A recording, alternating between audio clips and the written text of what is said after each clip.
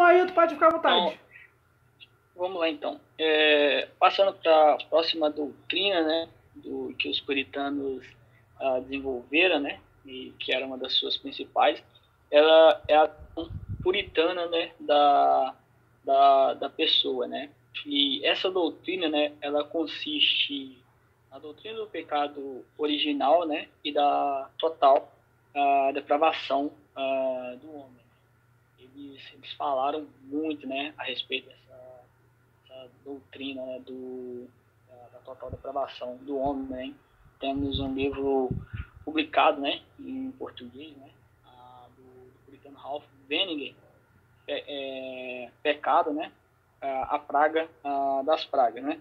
Creio que seja um dos melhores, né, nesse quesito, né, vai tratar, né, a respeito, né, dessa questão da total, né, depravação do homem, né.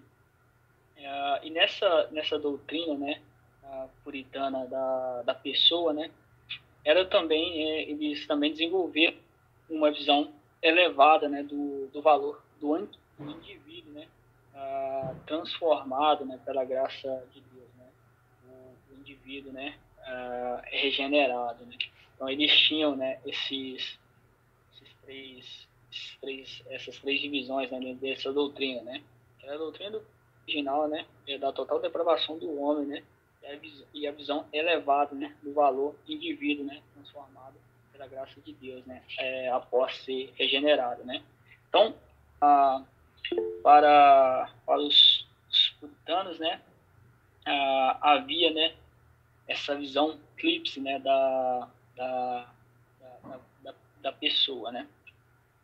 Então, eles viam o homem, né, como eles viam o homem como ser perfeito, né, criado por Deus, né, e portanto essa criação ela foi boa, né, no princípio, né, e pecaminosa, né, em virtude do pecado original de Adão, né, do nosso primeiro pai, né, e esse pecado, né, imputado, né, a todos os homens, né, e pelas nossas más, né, escolhas, né, nós permanecemos, né, nesse pecado, né, e nós, né, só somos capazes da redenção, né, e da glorificação, né, pela renovadora graça, né, de Deus. Então eles entendiam isso, né, que o homem ele só pode passar, né, por esse estágio, né, de redenção, né, e de glorificação, né, se ele for, né, atraído, né, transformado ali pela graça de Deus. Então, esse segundo tópico, né, que é a respeito algumas das doutrinas, né, que eles criam, né. Então agora nós passamos, né, para o terceiro tópico, do que os puritanos gostavam e do que eles não gostavam, né. Então a gente vê que qualquer movimento ele pode ser identificado, né, pelos ali seus gostos, né, ou apatias, né. Então com relação aos puritanos, né, também, né, é possível, né, fazer essa diferenciação, né, é possível discernir, né, quais qualidades e quais atividades, né, provocavam, né, suas mais fortes inclinações, né, e quais despertavam ali o seu desagrado, né. Então, os puritanos, né, uma das coisas que desagradavam a eles, né, era quando as pessoas, né, ostentavam demais aparências, né, externas, né, e punham a sua confiança naquilo que Bach vai chamar de um princípio, né, interno, né. Então, as pessoas que colocam força demasiada nas suas aparências, né, eles olhavam, né, com certo ar de suspeito, né. Tanto que a gente até comentou hoje lá no grupo, né, do Consciência Puritana, que Oliver Cromwell, por exemplo, ele pediu para ser pintado exatamente como ele parecia, né? Com verrugas e tudo, né? Eles não eram pessoas que davam demasiada atenção, né? À aparência externa, né? Não é um convite, né, para as pessoas não se cuidarem, né? Mas eles, de certo modo, eles aceitavam ali, né? Como eles realmente eram, né? Tipo, não tinha essa necessidade de ludibriar, né, as pessoas. Outra que a gente chegou a comentar também, né? Que naquela época, né, as pessoas elas encomendavam, né? Quadros com um rosto mais bonitinho, mais acertadinho.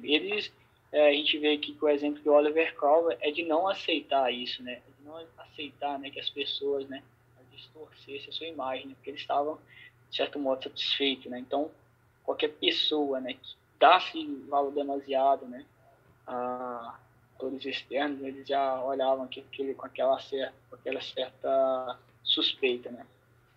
Então, os puritanos também eles atribuíam um valor, né, à verdade, né?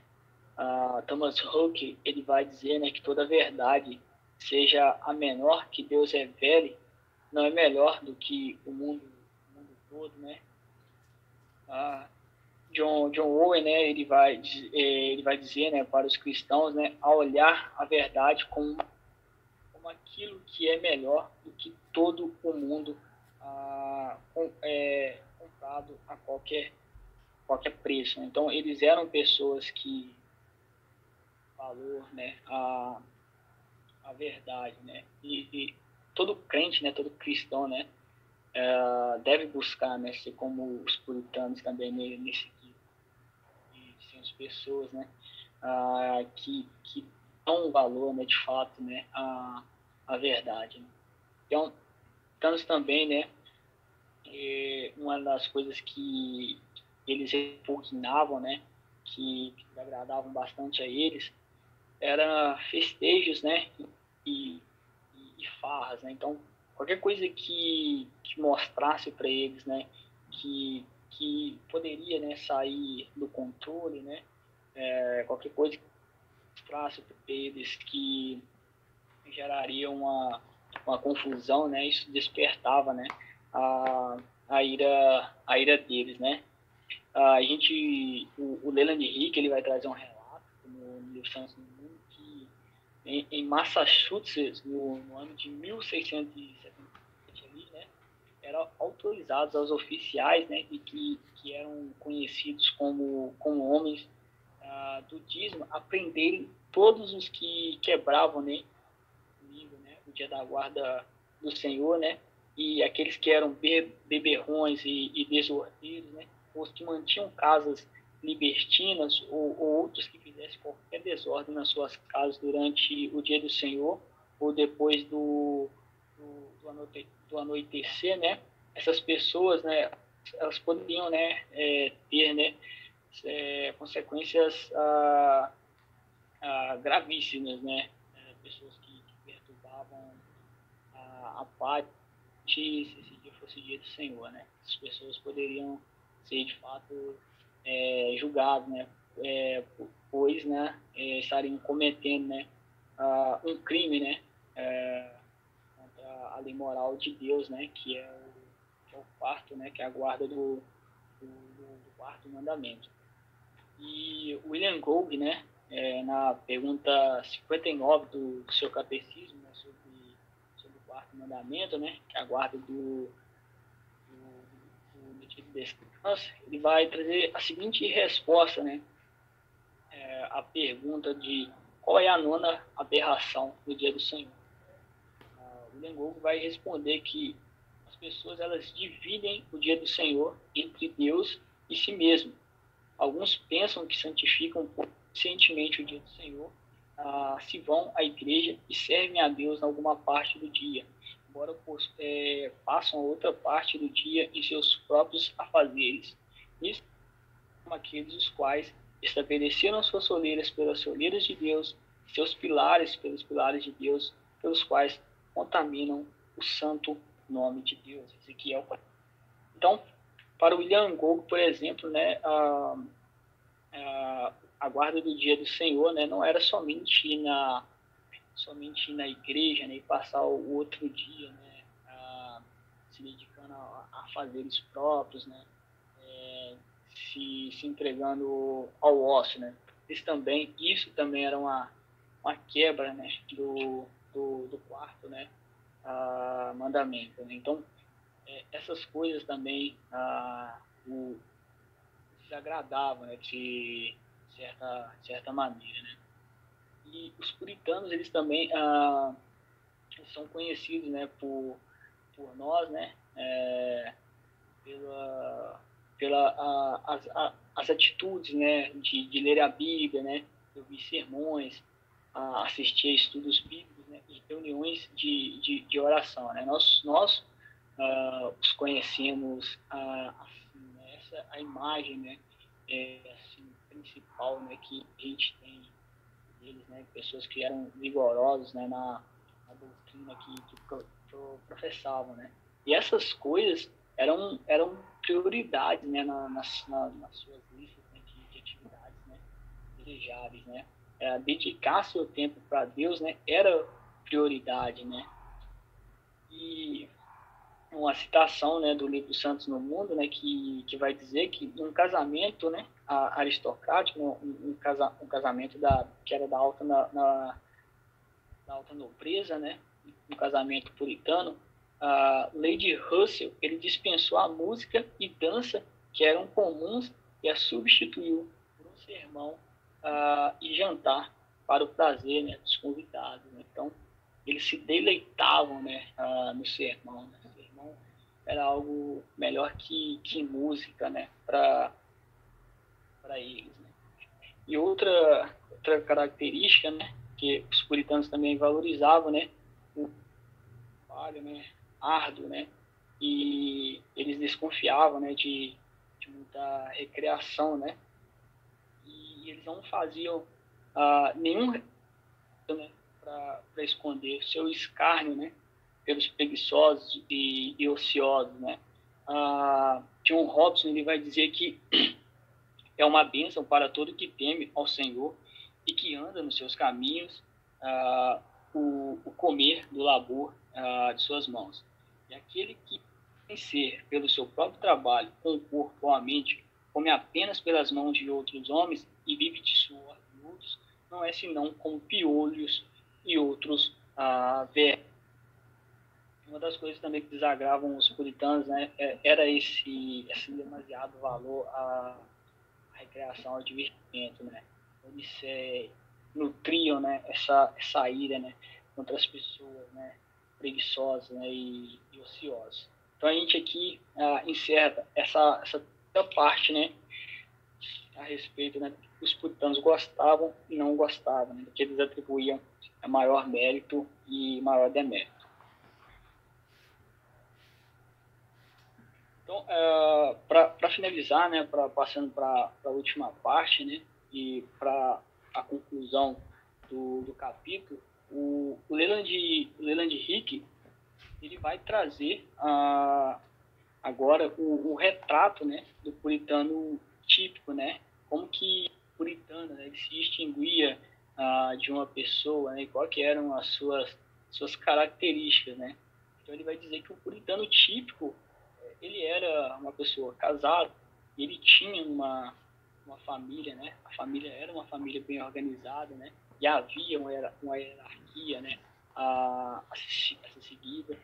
O marido e pai, né, ele era o cabeça responsável pela família, especialmente, né, em exercício religioso. Ele era o provedor. A mulher, né, também ela tinha suas esferas, né, de autoridade, né, e claro que em submissão ao marido, né, e ela executava, né, as responsabilidades que ela tinha, né, de acordo com aquilo que a Bíblia, né, ordena. E a educação das crianças, né, e o culto familiar, eles recebiam alta prioridade nessa família. Então, com isso, a doutrina, né, ela era aprendida, né, e as crianças eram catequizados, né? Então, a rotina semanal, né, do puritano, ela era uma semana ocupadíssima, uma semana de muito trabalho, né? E a vida para eles era de fato um assunto sério, né? E não havia, né, tempo, né, para o ócio, né? Não havia tanto tempo assim para recreação. Então, o ponto alto da semana para eles era o domingo, né? Onde eles descansavam, né, de suas obras, né, para descansar em Deus, né, ali no dia do Senhor, né? E ali nesse dia a família assistia aos trabalhos na igreja, né, até 2 vezes, né, cada domingo, né? E se reunia, né, após o jantar, né, ou à noite, né, para repassar, né, os pontos principais dos sermões, né, para poderem discutir, né, a respeito daquilo que foi pregado, né, naquela noite, né?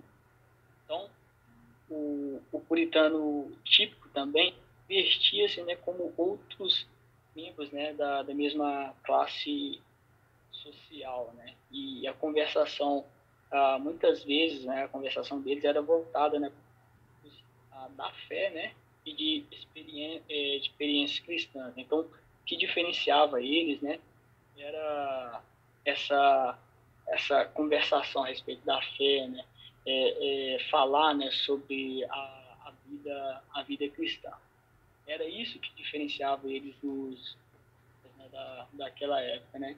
E então, como a gente acabou falando hoje lá também no grupo, que o Felipe trouxe, né, que muitos, né, quando cobrem, né, a doutrina puritana, né, eles buscam se vestir, né, semelhante aqueles homens, né, buscam imitar, né, suas vestes, né, os seus jeitos, né, e contudo, muitas vezes não imitam, né, o principal, né, que é a conduta espiritual deles, né, a vida cristã daqueles homens, né, o seu empenho de as escrituras, né, eles não procuram, né, imitá-los nessas questões da fé, né, se não imitam nessas questões da fé e somente no vestuário, né, e, desse modo eles estão simplesmente, né, vestindo como homem comum da época do século XVI, do século XVII, não de fato como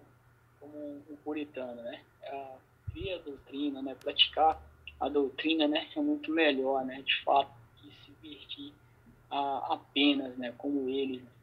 E o que nós, né? Devemos aprender deles, né? É o foco doutrinário, o zelo evangelístico que eles tinham, né? Aprender com seus erros, né? Para que não cometamos, né? E é isso que se fica, né?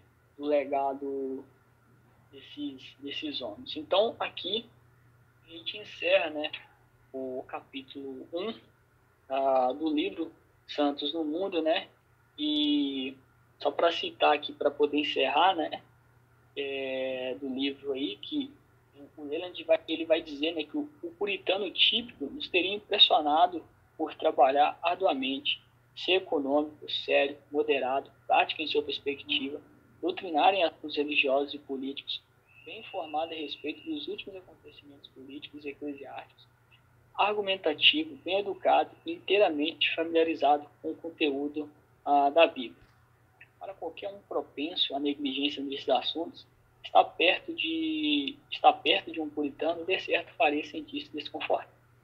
E nisso repousa uma explicação parcial sobre por que eles têm sido tão fortemente atacados por pessoas que não compartilham sua visão e estilo de vida. E isso é interessante também, porque pessoas dos nossos dias que buscam, né, viver como esses homens, né, elas são também atacadas, né, por pessoas.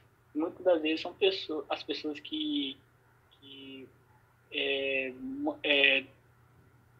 direcionam esses ataques, né, são pessoas que não têm uma vida cristã, né, pautada pelas escrituras, não têm uma vida de oração. Né.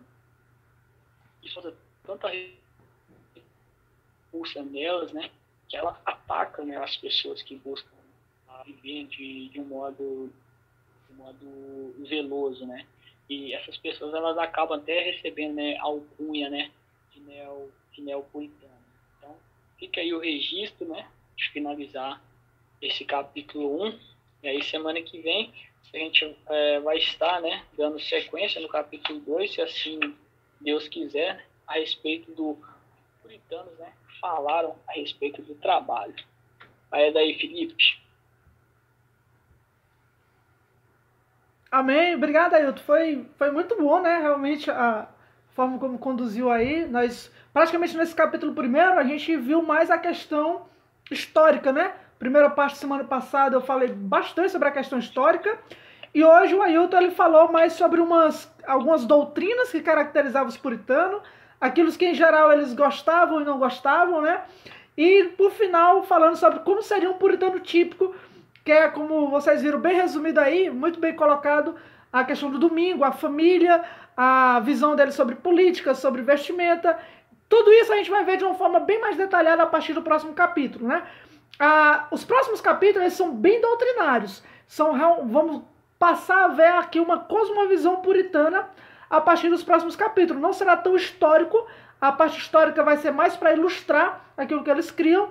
Então, a partir da próxima semana, nós já vamos entrar sobre trabalho, depois sobre sexo e casamento, sobre culto, sobre família, sobre educação, sobre ação social, sobre pregação, sobre Bíblia. Então, a partir da próxima semana, nós vamos entrar numa questão bem mais teológica, bem mais doutrinária. Se Deus quiser, nós vamos estar aprendendo bastante aí com esse livro. Então, boa noite a todos, obrigado a todos os irmãos que participaram até o final. Se Deus quiser, vai ter ficado gravado aqui.